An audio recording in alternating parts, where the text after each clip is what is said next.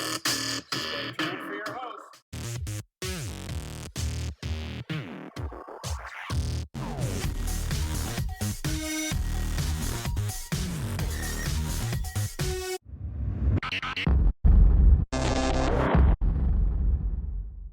Hi, and welcome to another episode of the Lou Stenberg Assessment. I am your host, Lou Louise. I am proud today to be introducing someone who is actually a family member of mine. His name is Dr. Kumi Johnson from New York, and he is here in the house today. We're just gonna kick it off and talk about events. So let's welcome Dr. Kumi Johnson. Welcome to the Lou Stenberg Assessment. Thank you for having me. Thank you. Yes. So, well, I just like to get started and let's just dive right in. So, a topic that I want to talk about, you being a doctor of philosophy, a lot of changes has been going on regarding Black lives, not the group Black Lives Matter, but just Black lives, the lives of Black Americans in this country, or African American in this country. How do you feel when someone refers to a person of ethnic background as people of color? What is your take on that?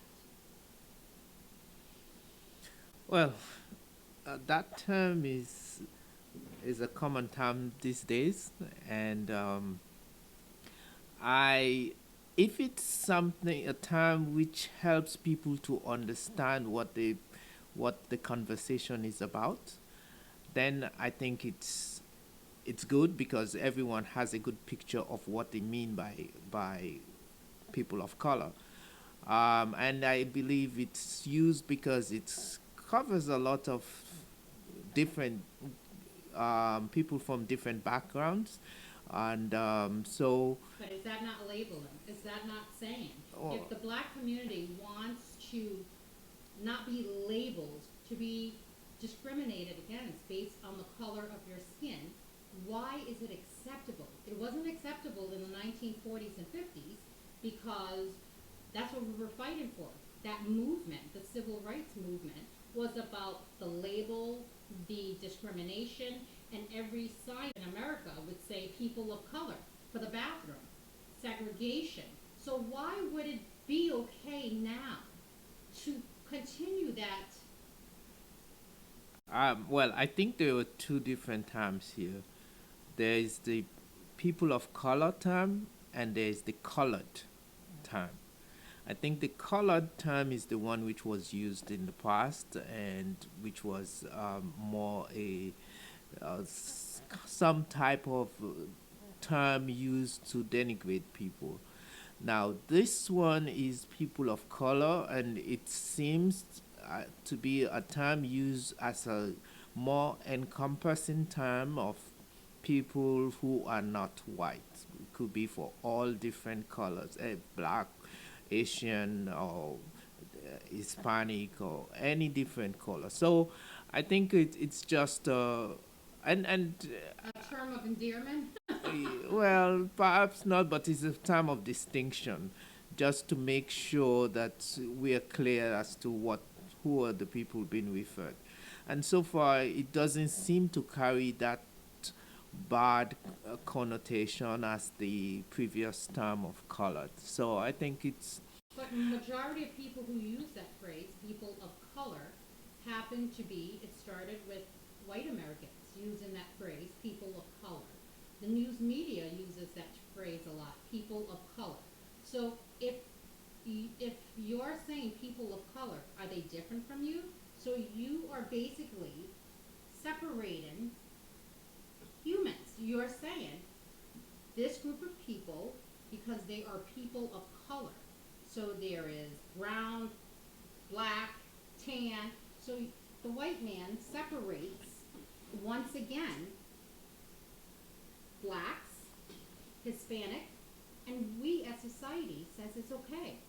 But yet we turn around and we fight for equality. We fight to stop discrimination, and yet it's okay for one particular group of race, white, to address another group of race based on the color of their skin, because the word color is an adjective. Well, let me just say this right here. I'm no expert of this. I am not. I don't have much. I don't have the background on the origin of these or from the political science or sociological aspect. So I am going to say here that whatever I say, I'm not even sure I might be correct on it. So this is It's just just your my feeling. take and just how I feel as I go about conducting my life. Yeah. I don't, those, that term doesn't bother me.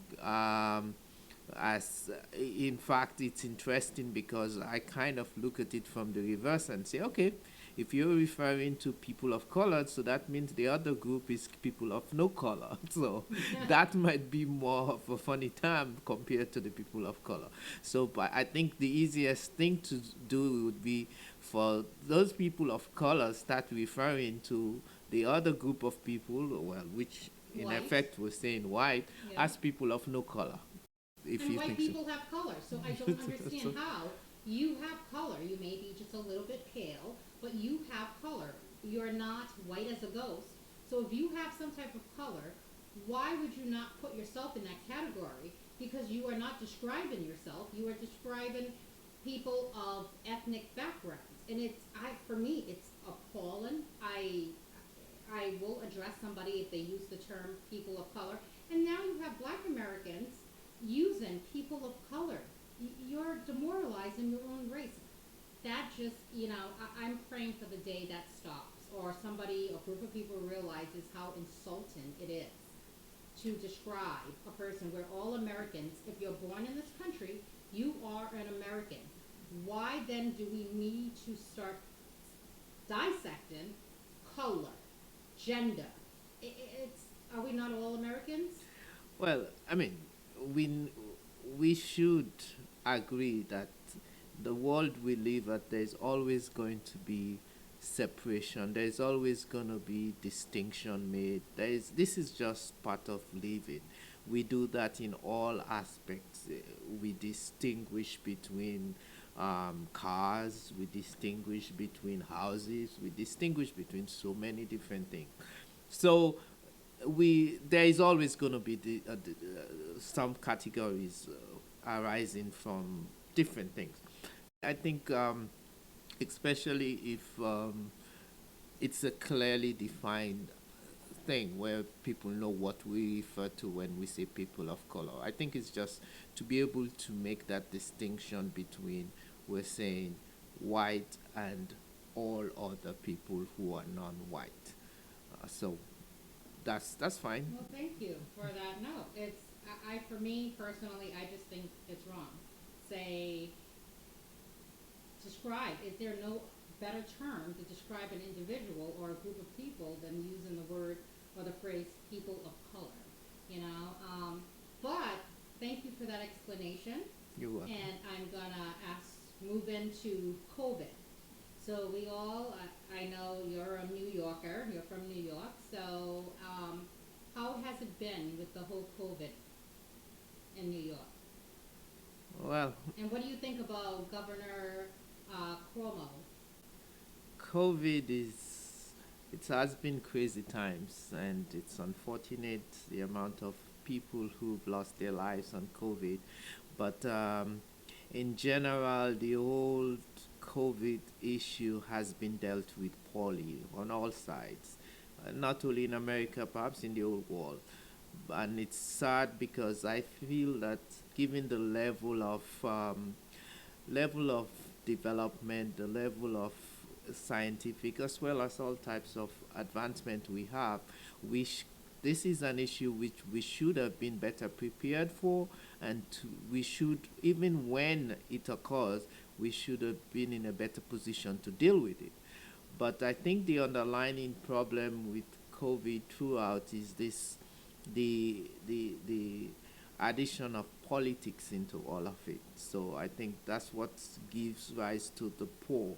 I mean, across the board, it's just So been would you dealt with say poorly. New York, when it comes to Governor Cuomo, would you say he did a good job? I mean, he's resigned. Am I correct? Is that all done with, or has he He's stepped not is down?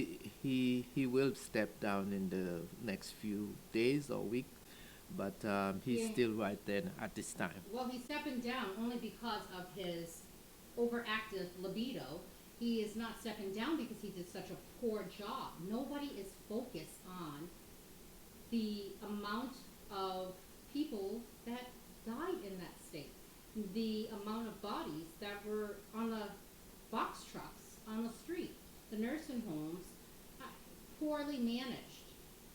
But yet he managed to write a book. He managed to make money from that book. He managed to keep his libido going and harassing everybody that was in allegedly in his workplace that worked for him. So American, it just shows our focus on what is important to people than what should be important. There were lives lost, but we don't focus really on that. The first thing we needed to do was to focus on his sex life. Do I think it's fair what happened to those women? I think it's totally unfair. I am glad they have some type of justice. I don't know to what degree that makes them feel better. He's still going to be who he is. He's paying for being a little bit too hands on. But he should be stepping down and resigning because of his lack of leadership in the COVID. So, do you think it's okay that that was our focus, his sex life, instead of his accomplishments as a governor? Well, um, yes, the COVID, we know we started where COVID was a problem. It caused a lot of in the early part of 2020 when most people did not know what was going on. We did not understand the virus, and so there were lots of mistakes made in that sense. And but we looking back, at this point we should be able to have some clarity as to the nature of the illness, and what at least to do to try to reduce the number of deaths. So to me, looking at the early days, I yes, people made mistakes, so I kind of don't go back to trying um, to call people out too much on that, because we didn't know what was going on. Now, going forward at this time, we expect to have more, at least some kind of well thought out process, and more information. But again, we are talking about so many other issues impacting it. So So you it's, think he did a good job? I am not going to say he did a good job, I can see and you avoiding I'm not going to that say direct he did a thing. good job. At the same time, I'm not going to say that he was completely awful, because it's a lot of people, a lot of things were done wrong by a lot of people. Yeah. So I would not just pick on him alone. I mean, it's unfortunate that the people who really ended up carrying the brunt of it, ordinary people who lost their lives. But well, So what do you think about the mask mandate then? Do you I'll, think it's necessary to have government constantly tell people how to eat, how to live, how to breathe? I mean, that's part of bigger government. Do you think individualized establishments or institutions should be allowed to decide what how they plan on operating, how whether they will require employees to have masks or not? Do you think that should be left to the establishments and institutions rather than the state and government stepping in to tell people what to do and how to manage their business? so I tend to, when to step back a little bit and um, look at various areas of our lives. as a country, as a society, there are lots of things which impact us, which cause problems, either end up causing deaths of other people or death in the grand scheme of things, and we put in place things, laws which would help to reduce those when it comes to impact on the society, on community. We don't want to have a society where people die and just die without us trying to reduce whatever problem is causing that death. So I step back and usually look at, I say, let's look at the various things we have in place. At this time, a lot of people wear their seat belts. You drive, you go into the car, you wear a seat belt. Yes, it's interesting to see that that's kind of an item which is so automatic for most people. But I believe, again, I'm not an expert at this, but I believe at the beginning of this, when the idea of seat belts came up, it was also difficult. I'm sure there were people who were against it and this. But at this point, we all could see clearly how good having a seat belt is in terms of reducing amount of deaths on the road, making our roads safer, and that sort of thing. It might also, the same argument might also be made in terms of some aspect of gun control, to try to reduce amount of people dying who are just not involved. Well, Well, if they, you introduce something to somebody and you say, "Hi, you're an adult, so I'm going to treat you like an adult, and I'm going to give you the option. This happens when you wear a seatbelt. It could, not necessarily all the time, but it could save your life. It could prevent more injury than more. It could prevent more less injury, I should say. And if you don't wear your seatbelt, A, B, C, and D could happen. D being death. So then you give the individual, unless they have a mental disability, that individual who is an adult to make a legal decision by the law, therefore should be able to make that decision. Whether it impacts their life or not, you have to give an individual the right to choose. But when no, government comes in, it's a question of, you cannot live your life in a way which causes the death of other people. You couldn't. This is what all the why the seatbelt was put in place, right? And to help people, so that if due to some problem with another person, you get involved in an accident, there is a degree of possibility that you would be safe, you would not die.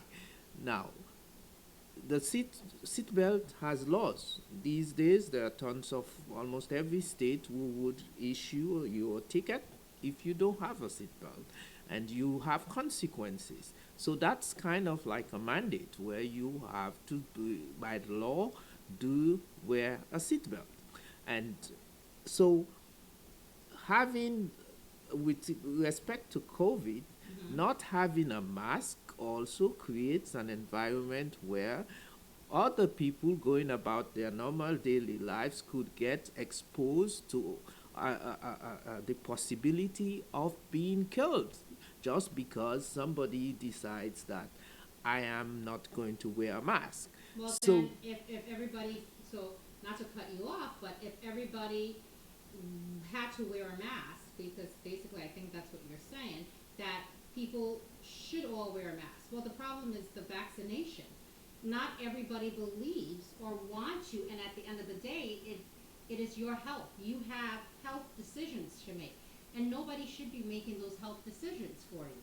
When you start allowing state and government to start making health decisions for you, or doctors trying to enforce something when they should really, their job is to render services, not to provide counseling and enforce a mandate.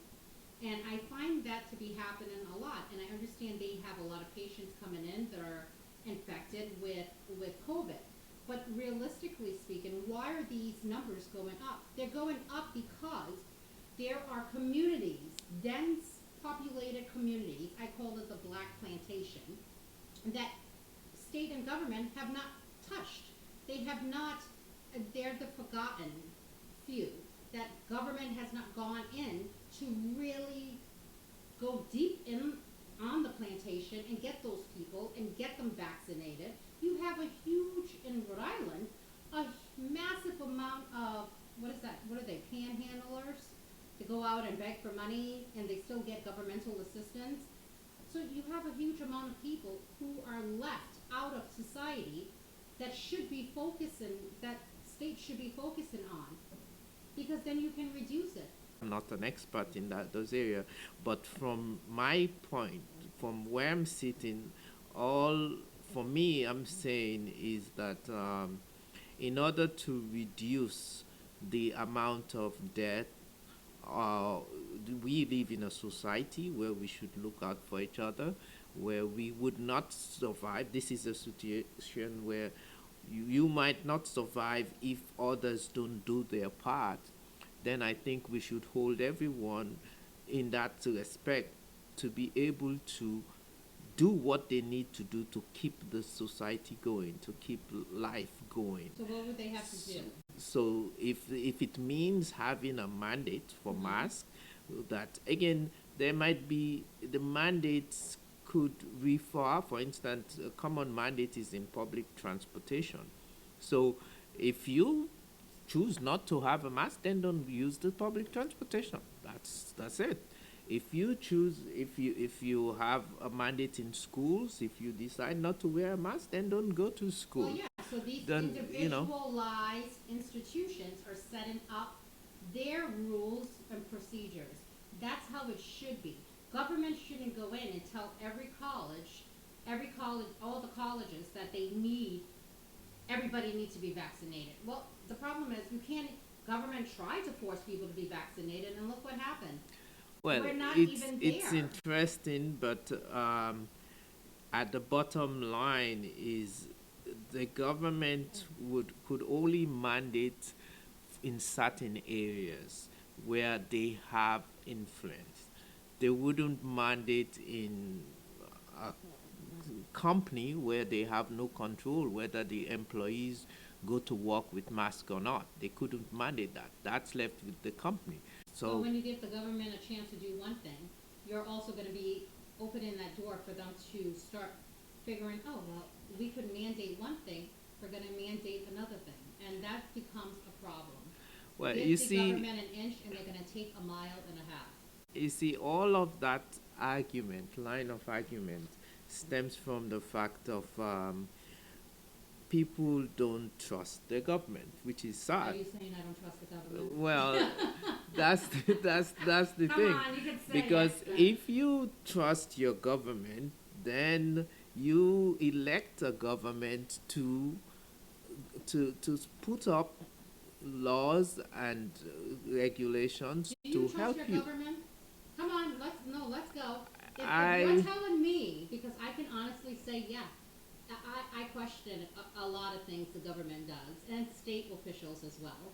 But I want to know, do you trust your government? Well, so this is where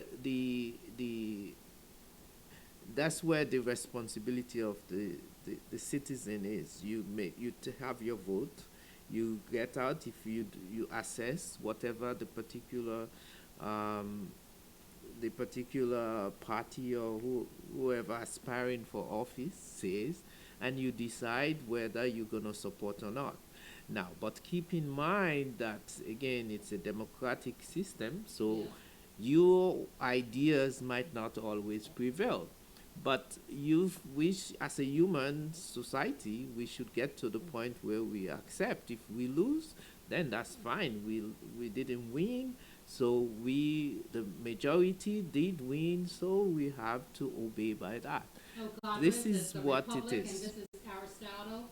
No, this is what is called democracy, I believe. So, that's how it works. So it's just people trying to. I think people are fed up, honestly. I think the American people are fed up. the government, this whole COVID thing, nobody really knew much about it, and everybody's doing this, don't wear a mask. It's sort of, for almost what, 2 years now, we have been told one thing, 2 weeks later we're being told another thing. So I can relate to the American people saying, you know what, our own government, the people we look up to, don't even know what they're talking about. These doctors, these scientists.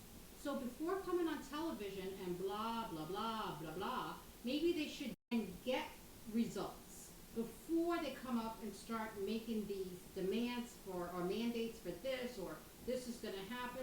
There is no guarantee. I don't think anybody knows what they're doing, and therefore that mistrust is, people don't trust the government.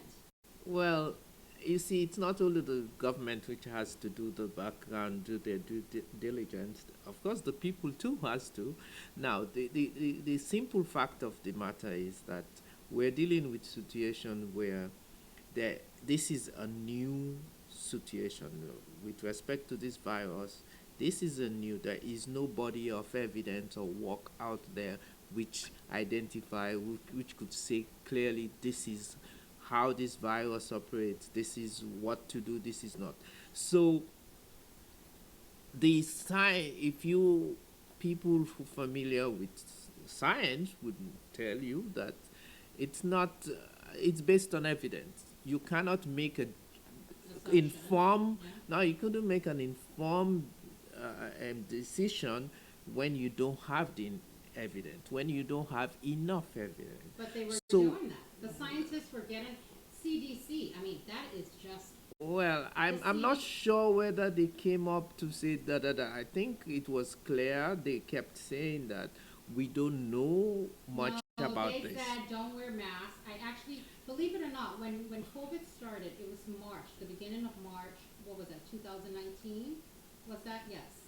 I wrote. No, it's 2020. Well, it started at the end of 2019, yeah, so and it was March, early March. I wrote a letter to the CDC, and that was when they had came out and said, and I still have the letter. I've got to find it. I'll post it on our Facebook page. I wrote a letter saying, first, do no harm, because I was baffled. How can the CDC?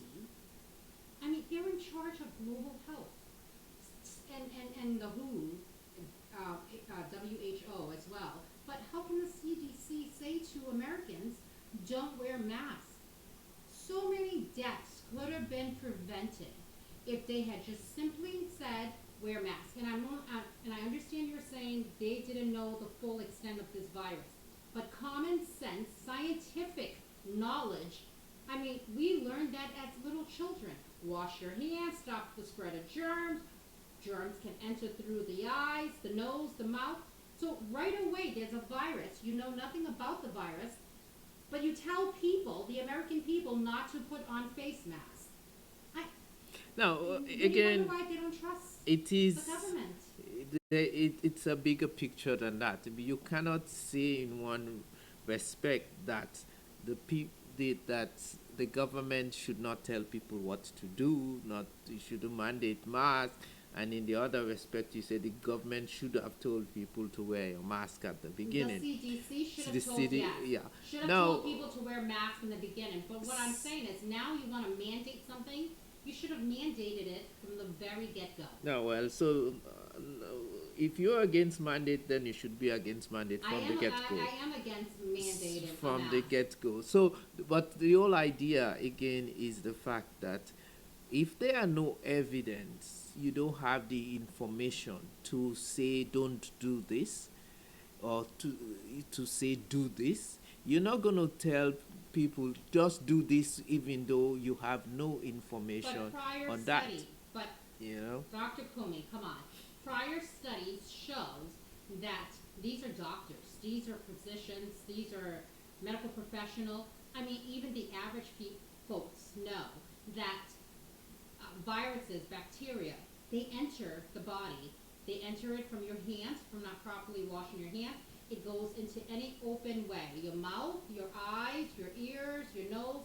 So if these unless they're not medical doctors, they already knew germs enter the body through open ways. So therefore, How can you not prevent a virus from occurring when you know if your hands are dirty, there's a virus on your hands, you touch your nose, you touch your mouth, it's entering the body? I mean, right away, that should have been protocol number one. Put on a mask, everybody, until we can figure this out. I just think for me personally, nobody knew what they were doing. Everybody wanted to get on television, just like your New York governor. Oh my God, that was torture. Between him and Trump, I don't know which one was worse on television during that time. But, you know, it was just, nobody knew what they were doing, and everybody wanted to be the chief, and there was just not enough Indians. Yeah. People should have, you know, I'm vaccinated, but I plan on wearing a mask when I return back to school. It's my choice. I don't have to, but I'm going to, and the school, besides the school mandated it, which I think is great. But, and speaking of Trump, I want to move on to the recent events in Afghanistan. You and I were actually watching the news this morning regarding the plane. I mean, that sight of the U.S. plane on the tarmac and people climbing on top and falling to their death as the plane is moving. That is an image that's, I mean, all day since I've seen it, it just keeps playing back in my head. I can't even begin to imagine what those people are going through. You know, during Trump's presidency, that guy, he made remarks such as speaking to the leader of the Taliban, stating, he even at one point invited him to come to Camp David. I don't know what he was thinking. I never know what former President Trump was thinking anyways. I think the rest of America doesn't understand what he ever was thinking. But you invited the leader of the Taliban. Here is a group that despises the Western world. Here is a group that is, we don't even know to what extent this group goes, how large they are, but they are, that despises Americans, that would love to destroy and drop a bomb on America, and yet you are inviting the leader to come to Camp David to have an agreement and a talk, and you know, they want to, how is it looking? Somebody needs to ask Trump, how is it looking now? You know, you pull out of Afghanistan without the, and this goes to Biden, without the proper procedures that follows, and you expect, what was this new administration, the Biden administration, expected to happen? It's both to blame. Trump for his naive, I believe if Trump had stayed president, I don't know. We all would be boarding up our house because we would have the Taliban, you would have Al-Qaeda, you would have all of them. They all would just, you know, be roaming down the streets if Trump was president, because, you know, you're bringing somebody who was part of 9/11, who has been part of destroying and killing thousands of Americans, executed, beheaded. You want to bring them to Camp David to have tea and crackers because we live in we are British. How do you feel about that? I'm sorry. Well, that was my Trump deranged there syndrome. is, you know, I think, again, I must have my disclaimer here. I'm no expert on these things. But the first point is the fact that, well, I think you're kind of not correct there, saying that Taliban hate America or They love want to us? kill America. I think it's not clear. It's not, the Taliban have never expressed any interest in coming after America. They are more What do they want, their interested land? in ruling Afghanistan. They are more for Afghanistan. The only time they have issue with America is when Americans are in Afghanistan. So that's why they want the Americans out. Um, but at the best to my knowledge, they've never engaged in any uh, uh, um, problem outside Afghanistan. Al Qaeda, yes. Al Qaeda is a different group. It's a different thing. There's always the possibility, yes, that the Taliban may play host to the Al Qaeda, and that is a different situation. But I think they're going to get together. Al Qaeda, and I think the Taliban, and I think what's the other one? Boko Haram. They're all going to get together. It's going to be one. No, he's laughing over here, people. It's going to be one cluster. Excuse my French. Fuck. When they're ready, they're all going to get together, and then the Taliban that does not have any interest in the West. Well, they're going to have interest in the West. I mean, this new administration, how do you allow this to happen? How can we call ourselves a democracy, freedom? These people in Afghanistan sacrifice to help us when we were there. Is this how Americans repay them? By turning our backs on them when we need them the most? Why would you go and pull out all the soldiers out of Afghanistan? Now what is happening is a slap in the face for all the soldiers that have lost their lives, trying to create a stability in Afghanistan. It's a slap in the face. And as Americans, if we can sit there and not do anything, hint, hint, President Biden, you and your administration need to get off your ass and do something. Because then other countries will look at this and not trust us. Because I don't know who's going to trust America after this disaster, with people fleeing. This is how we treat people that have helped us, that we entered into their country and has helped. And you mentioned something when we were talking earlier about this, about Russia. What happened with Russia? Was Russia once in Afghanistan? yes, I believe they were there, and I don't know. It's kind of interestingly they had gone through similar experiences, and they had to back out of Afghanistan, etc., which is quite what America is doing right now. So the unfortunate thing is. People never learn from history, they never learn from the past. And this is just in the 70s repeating itself again in Afghanistan.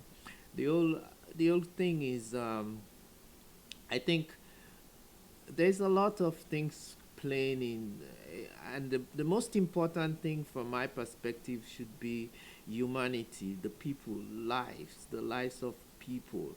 And most, it seems to me, most of the decisions which are made are not made with that in mind. The decisions are more governed by politics and what they would get out in terms of their next election, or the sale of whatever position to the people of the country, or they would term it as the interest, vital interest of the country. And so it's all, to me, it's all decisions are made with the wrong, with the wrong, the wrong purpose. And I think the bottom line should be t- people's lives. And so now we are finding ourselves in a situation in Afghanistan where a lot of people are going to be killed, a lot of lives would be lost. And at the end of the day, Afghanistan is no better than it was in 1970, in the 70s, or even in the early 2000s, when when U.S. invaded for Should the we Taliban. send more troops back? I don't even know why they took all the troops out. We should have kept base over there, knowing that we have a terrorist group lurking around the corner. I don't know what to do, because it's a very messy situation, and it is now more dangerous than it was perhaps a few months ago. And so you sending troops back in now is just sending them into a very ugly and dangerous situation. So it's I But don't we don't send in troops, and then in about 2 years, we see how. I mean, Yeah, These so individuals took military, the U.S. I mean, how cowardly. I am ashamed. The United States took off in a very cowardly manner. You left military equipment in Afghanistan, and the Taliban now has it. I mean, my God. Are we insane? What is happening in this country? What is happening? You leave your military equipment in Afghanistan for the Taliban to get. I mean, is that insane or what? There was no protocol on how to exit Afghanistan, and now you skedoodle by grabbing all your U.S. citizens, and you don't even take with you the interpreters that were helping you guys. I mean, America, you should be ashamed. Biden, you should just walk with your head down. It started with Trump, and it continued with you. So you both were leaders, you both failed, sadly, and now the American people get to see what your lack of leadership is going to cost many lives. This is the consequences. well, in that respect, at this point, I agree with you. this is Oh, yay, yay, yay, this is it's a mess, yay! and both administrations have been awful. I mean, this is crazy. I don't understand. Again, I would say I don't have all the information, all the details, but just sitting from this point Yeah. and looking at what's going on is just baffling to most of us. Some of the decisions which were made. I mean, I would expect people who've been in government, people who've been around this Hint, situation hint, for a while, Biden, who's been in government should for over 40 years, should have we're talking seen about this you. coming. Should This is no secret, no secret what the Taliban's goals were.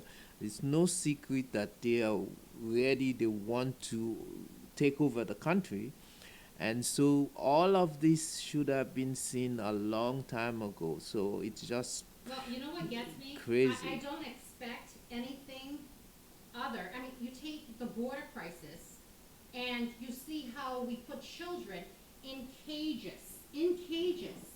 And then you take this Afghanistan thing and you have people, children, who are going to become child bride and rape. If we could treat children uh, um, on the border and put them in cage, I didn't think anything less that the United States would do anything other than behave in the same manner when it came to the Afghanistan people. I mean, it just goes to show this is how you treated people you allowed 100-day allow entrance into the United States, but then they are allowed to step on U.S. soil, but right from U.S. soil, that next step is into a cage. And then you do the same thing in Afghanistan. You turn your back on people that helped you. I mean, if this is our democracy and if this is America and this is how we behave, we all should be fucking ashamed of ourselves. That's it. Any more closing note on that, Dr. Kumi? Well, no, it's just, of course, we are all saddened, and it's so unfortunate that we find ourselves in this situation. And it's, for me, it raises the question I always ask myself. So, what is the best governing philosophy? Which ideology puts people first, puts people, the well-being of people first? So it appears it's not the current model we have in US. It's not the current model in most of the rest of the world. So what is it? I don't know. This is where my expertise has no answers. So For me, I just think we've got to put politics aside. We've got to put the the Republican, the blue Democrats. You are human beings. There are other human beings that are hurting because of your actions. You have got to come together. The Republican Party, the Democratic Party, the whatever Green Party, the Green Tea Party, the Purple Tea Party. I mean, they all have to come together. United States of America, every single one of us have got to come together and unite as one. Because what other people are seeing, what we are seeing, it is horrific.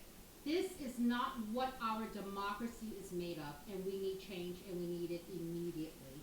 So my advice to the Biden administration, I don't know, I feel like, somebody needs to wake up the sleeping dragon, because you gotta wake up. You gotta wake up, put on your big boy pants, and you gotta take the leadership. Take that baton and lead the way. That's it, everybody. Dr. Comey Johnson, thank you for tuning in and joining me for this episode of the Lou Stenberg Assessment. Are you heading back to New York? Yes, I'm heading out to New York, and I thank you for having me. Oh gosh, the pleasure was all mine, and I look forward to doing this hopefully soon again when you're in Little Rhodey. All right, this is your host, Lou Louise. I am signing off. Thanks for tuning in, and we will see you next